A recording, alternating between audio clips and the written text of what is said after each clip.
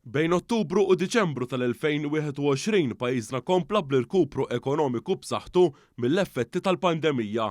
Dan ħareġ mir-rapport tal-Bank Ċentrali dwar ir-raba' kwart tas-sena l-oħra.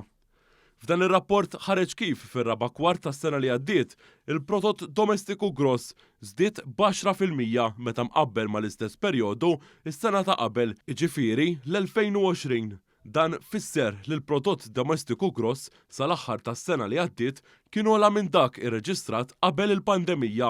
Minn dan ir-rapport tal-Bank Ċentrali ħareġ ukoll kif f'dan l-istess perjodu kompla jonqos il-qatt u l-impjiegi baqgħu f'livell ogħla mill-livelli ta' qabel il-pandemija. Il-Bank Ċentrali qal li fl-aħħar kwart tas-sena l-oħra ir-rata tal-qatt niżlet għal 3.2%. Is-sena ta' qabel din kienet ta' 4.4%. Ġie nnotat li r-rata tal-qatt f'Malta hija ferm iżjed baxxa mir-rata tal-qatt taż-żona tal-Ewro. Fil-fatt ir-rata ta' Malta hija iżjed minn 4% iktar baxxa minn dik taż-żona tal-Ewro.